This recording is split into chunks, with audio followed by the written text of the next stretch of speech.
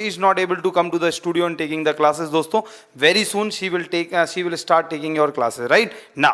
दोस्तों इसके अलावा दोस्तों ये तो हम लोगों ने बात कर ली है। अब भारत की जो सरकार है, भारत की जो सरकार है, हाँ भारत की जो सरकार है, द गवर्नमेंट ऑफ इंडिया जो है, जो भारत की गवर्नमेंट है वो किस टाइप की है। तो हम भारत की गवर्नमेंट को कहते हैं कि भारत की जो गवर्नमेंट है दोस्तों वो सोवरन है, संप्रभुत्व है, सोवरन है, हाँ संप्रभु है, सोवरन है। सोवरन के साथ साथ हम कहते हैं सोशलिस्ट है, समाजवाद है, सोशलिस्ट समाजवाद। दोस्तों सोशलिस्ट के अलावा वो एक डेमोक्रेटिक भी है। दोस्तों ये भारत के सरकार की अलग अलग सरकार की व्याख्या कि भारत किस प्रकार की सरकार है। तो दोस्तों सोवरन, सोशलिस्ट, डेमोक्रेटिक के साथ साथ रिपब्लिक है। तो दोस्तों अब आप जरा एक एक करके इन वर्ड्स को समझेंगे, क्यों भारत को सोवरन कहा जाता है, क्यों सोशलिस्ट कहा जाता है, क्यों डेमोक्रेटिक कहा जाता है और क्यों रिपब्लिकन कहा जाता है। तो सर आपको थोड़ा सा एक्सप्लेन करेंगे और बताएंगे। सर एक दो आप समझा दो, एक दो मैं समझा देता हूं। सोवरेन समझा दीजिए। हाँ सोवरन मुझे नहीं पता, सोवरन मतलब सही समझे, मैं सोशलिस्ट समझा दूंगा। ठीक है।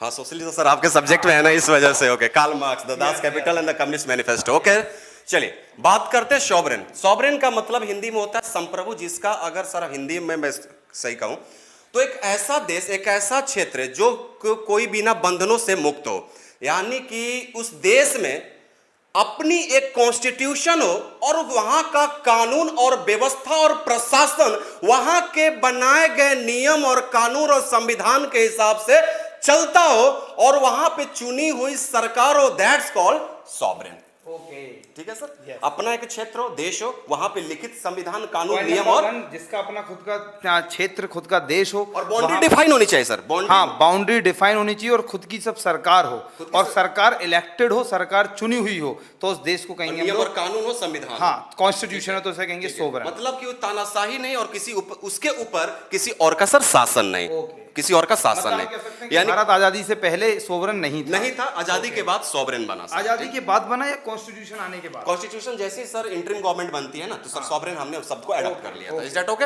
नाउ सोशलिस्ट सर बताएंगे। हाँ सोशलिस्ट समाजवाद का मतलब होता है दोस्तों एक ऐसा देश जहां पर सरकार का मेन रोल प्ले होता है, सरकार का मुख्य नियंत्रण होता है, सारा का सारा होल्ड मोस्टली गवर्नमेंट के पास होता है, राइट। तो उसे हम बोलते हैं सोशलिस्ट। सोशलिस्ट का मतलब समाजवाद और समाजवाद का मतलब होता है जहां पर सरकार बिल्कुल मेन अथॉरिटी में हो, जहां जो सरकार कहेगी वो लोगों को मानना पड़ेगा। जैसे दोस्तों अभी आप देख रहे हैं कि अभी अनाउंस कर दिया, जैसे सरकार ने कह दिया 17 तारीख तक लॉकडाउन हो जाएगा, जैसे दिल्ली सरकार ने कह दिया मान लो, लेकिन हम पूरे इंडिया की बात कर रहे हैं। तो अगर मान लो भारत सरकार, हमारे जो पीएम आकर यहाँ पर एक स्पीच दे दें और कहें कि अब हमारा जो देश है वो 20 तारीख तक उसका लॉकडाउन लगाया जाएगा, तो उसे हम कहेंगे सोशलिस्ट है देश। इसलिए मतलब सरकार की बात माननी पड़ेगी, जो सरकार रूल बनाएगी वो फॉलो करना पड़ेगा। क्या सर मैंने थोड़ा सही बताया क्या? बिल्कुल सही। सोशलिस्ट और सर कम्युनिस्ट सर ये दो चीज होती है, ठीक है। हाँ मैं बता सकता हूँ उसके बारे में। देखो अब मैं इकोनॉमिक्स में घुस के बता सकता हूँ।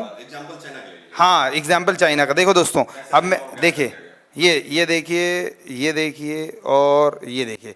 अब यहाँ पर मैं आपको बता रहा हूँ कि सोशलिस्ट क्या है, समाजवाद क्या है और दोस्तों कम्युनिस्ट क्या है। वैसे देखा जाए जितना मुझे आता है, मुझे पता तो नहीं ज़्यादा आता है नहीं दोस्तों। अभी जो समाजवाद और इसको बोलते हैं साम्यवाद, साम्यवाद कम्युनिस्ट को, हाँ दोस्तों अब का समाजवाद और साम्यवाद में मुझे थोड़ा सा जो अंतर पता है मैं वो बता देता हूँ आपको कि देखिए यहाँ दोनों में सरकार का मेन कंट्रोल होता है, चाहे वो सोशलिस्ट हो, यहाँ पे हम बात कर रहे हैं मान लो सोशलिस्ट, यहाँ पे बात कर रहे हैं कम्युनिस्ट, है ना। तो दोनों में सरकार का होल्ड ज़्यादा है। लेकिन दोस्तों देखिए अगर मैं यहाँ पर बात करता हूँ, देखिए यहाँ पर इस तरह से, तो ये देखिए, तो अगर ये जो रोल है ये वाला, ये मान लो प्राइवेट सेक्टर है, ये पब्लिक सेक्टर। अब भाई मुझे इकोनॉमिक्स आती तो मैं इकोनॉमिक्स की लैंग्वेज में ही बात करूंगा।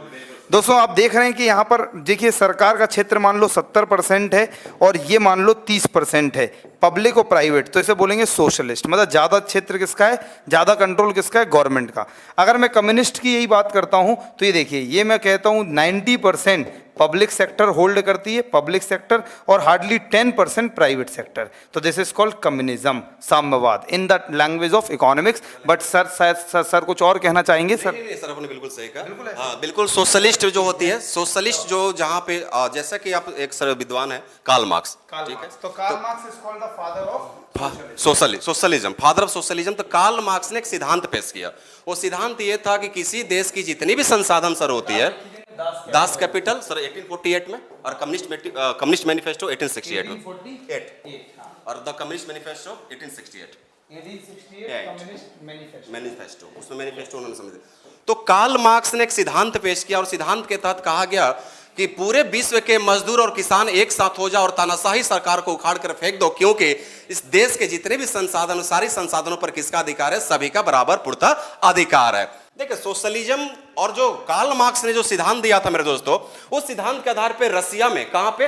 रसिया में 1917 में क्रांति होती है, जिसे हम बोल्शेविक क्रांति कहते हैं, रूस की क्रांति भी कहते हैं, क्योंकि रूस में जो राजा, उसे जार कहा जाता था, और उस जार को उखाड़ करके फेंक दिया गया सोशलिज्म के थ्योरी पे, सिद्धांत पे, और वहां पे सोशलिस्ट सरकार की स्थापना की गई। अब सोशलिस्ट में देखो एक चीज सर मैं बता दूं कि जो लैंड और लेबर होता है ना, इकोनॉमिक्स में भी थोड़ा सा मैं जा रहा हूं, लैंड और जो लेबर होता है, इस पे कंट्रोल बिल्कुल गवर्नमेंट का भी होता है, और साथ साथ ही इसके संसाधन पे सर वहां के लोगों का भी अधिकार होता है। लेकिन सर कम्युनिस्ट में लैंड और लेबर टोटल पर अधिकार किसका होता है? जो सरकार में सत्तासीन है सर।